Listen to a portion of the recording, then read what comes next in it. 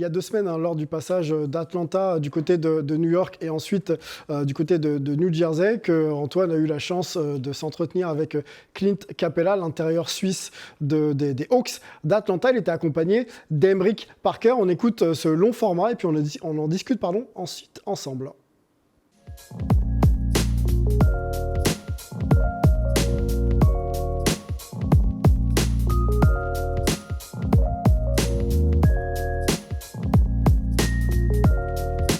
D'abord, j'arrive en première année cadet, comme tous les autres, comme tout le monde. Et voilà, déjà, premier jour, c'est de la piste. Et voilà, mon conditioning, aérobic, je suis nul, j'arrive pas à courir, j'arrive pas à faire 3 tours. Et voilà, tout le monde y arrive sauf moi, je n'arrive pas. Au début de 3,5, je tombe par terre, on me dit t'arrêtes pas. Je me dis mais qu'est-ce que c'est que tout ça quoi, je connais pas. Et je me dis ça va être dur, j'espère que je vais pouvoir tenir. Et du coup, l'après-midi, après, ça passe au basket. Et c'est là où je vois que, en fait, basket parlant, j'ai des choses à faire. Et du coup, 3 mois après que la saison ait commencé, j'ai commencé à m'entraîner avec les espoirs. Et voilà, je commençais à dominer l'entraînement espoir en tant que première année cadet. Et c'est là où ils ont décidé 3 mois après, octobre 2009, de vouloir signer un contrat, une convention, je crois que c'est comme ça qu'on appelait. Et c'est là où ils me donnaient, c'était 60 € au départ. C'était 60 € par mois. Donc après, voilà, on était nourris, logés. Tout ce qu'on avait à faire à Chalon, c'était aller à l'entraînement, quoi. On n'avait besoin de rien, donc les 60 €, c'était de l'argent de poche, quoi. Donc c'est comme ça que ça a commencé. Ouais. Ensuite, ça va assez vite, c'est-à-dire ma 3e année cadet, je commence déjà à m'entraîner avec les pros. Même ma 2e année cadet, je commence déjà un peu à faire les entraînements du mardi avec les pros. Ma 3e année cadet, je fais la préparation avec les pros, je fais tout avec les pros. Du coup, je fais cadet, espoir et pro. C'était un peu de la surcharge, mais bon, j'aimais ça. Ensuite, j'étais l'année d'après en espoir. Ensuite, avec les cadets, on gagne le trophée de champion de France en cadet. Et en espoir, je ne suis pas sûr de ce qu'on a fait en espoir, mais je joue aussi en espoir. Du coup, ma 3e année cadet, ensuite la première année espoir, c'est là où je joue en espoir, je domine et je joue aussi avec les pros en Euroleague. Donc c'est là où j'ai commencé à faire beaucoup de bruit. Et c'est là où j'ai vraiment réussi à passer un cap et à signer mon contrat pro et à être le meilleur jeune de la pro. J'étais déjà assez haut dans les mock drafts, etc. Donc je savais que j'allais aller en NBA, il fallait juste que je reste vraiment concentré sur ce que je fais, rester en bonne santé, enchaîner les matchs. Houston me prend en 25e. Et je me rappelle en interview, on me demande qu'est-ce que je vais apporter à Houston. Je dis je vais apporter des rebonds, etc. Ils me disent mais ça on a déjà.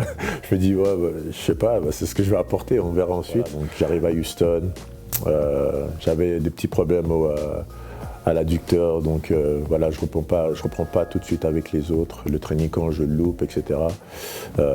Pour régler tout ça, je fais beaucoup de renforcement. Durant 2-3 mois. Et ensuite, dès que je reviens en bonne santé, c'est là où je suis envoyé en D-League avec les Rio Grande Valley à McAllen. Et c'est là où je fais environ 40 matchs là-bas en D-League avant de rejoindre les Houston fin février. Voilà, premier match, premier point contre les Raptors.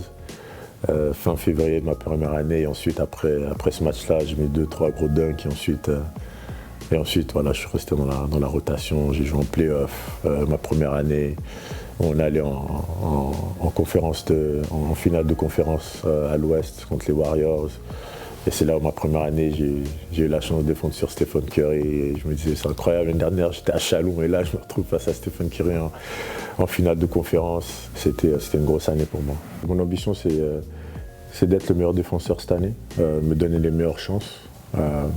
Du coup, c'est ce que je fais. C'est vrai que quand tu es dans une équipe NBA où généralement il y a des gros stars, des gros noms, c'est dur de parler de défense des fois aussi, où on est des grosses attaques en fait. Et quand tu es des grosses attaques défensivement, généralement il y en a très peu qui sont bien défensivement en tant qu'équipe. En tant qu'équipe, on n'a jamais été très très bon. Dans les équipes dans lesquelles j'ai joué, mais offensivement, on est très très fort. Donc c'est pour ça que défensivement, c'est jamais, je pense, c'était vraiment dans la conversation assez sérieusement. Et voilà, cette année, c'est vraiment un de mes objectifs, d'être dans la conversation, d'être dans une des teams, j'espère. Donc, le meilleur moyen, c'est vraiment de continuer à gagner les matchs. Et je sais qu'on a une meilleure défense que les années précédentes cette année. Donc, j'espère vraiment que ça va continuer dans cette direction, quoi.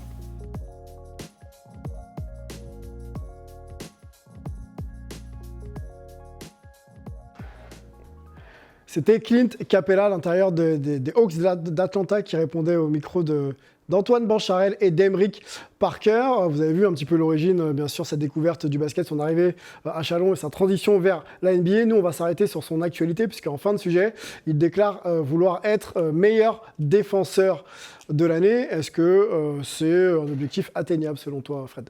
Alors, pas cette année. Pas cette année. Pas cette année, alors pour plusieurs raisons. Déjà, il ne fait pas partie des candidats sérieux, en tous les cas pour l'instant. C'est considéré par les experts. Ensuite, il joue dans une équipe d'Atlanta qui est 8e, donc qui passe un peu sous les radars aussi d'un côté. Et il y a un autre truc, c'est que moi je trouve que Collins et Okongwu sont des très bons défenseurs. Et je trouve que ça dilue un petit peu son impact, parce que quand il sort, finalement les deux autres peuvent prendre le relais et défendre très très bien. Encore une fois, il a des très bonnes stats défensives. Il est encore à plus de 12 rebonds, encore une fois. Il contre peu. Je crois qu'il est à moins d'un contre et demi. Ce qui est un peu peu, si tu me passes. Je peux. Et effectivement, je trouve que c'est un très bon défenseur sur l'homme. Il mériterait d'être considéré. Mais encore une fois, la saison d'Atlanta est tellement pas folichonne que je pense qu'il passe sous les radars. Une autre question, réponse courte, monsieur Zagarakis. Qu'est-ce qu'il lui faudrait justement pour être dans cette discussion de meilleur défenseur de l'année?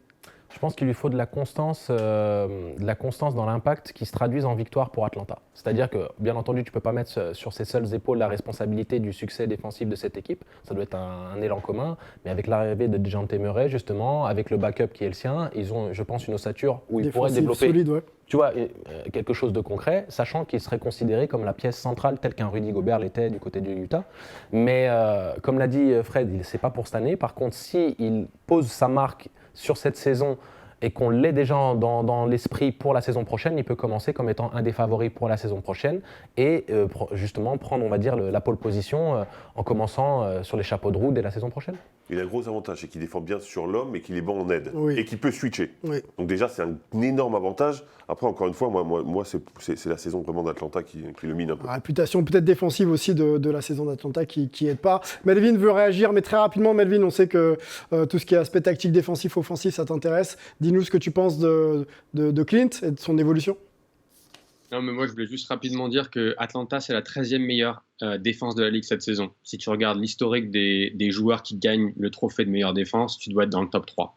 Donc, tant qu'Atlanta ne sera pas à ce niveau-là, il a quasiment aucune chance. Même l'année prochaine, et vu comment le roster d'Atlanta est construit, même l'année prochaine, je pense qu'il aura malheureusement aucune chance. Donc, il part un peu de trop loin. Peut-être une All-Defensive Team? Peut-être, à voir. On reste de toute façon encore en début de saison. Il y a pas mal de matchs à jouer. Il affirme ses ambitions. On verra s'il arrive justement à atteindre ses objectifs. Clint Capella, on remercie Emeric et Antoine pour ce moment.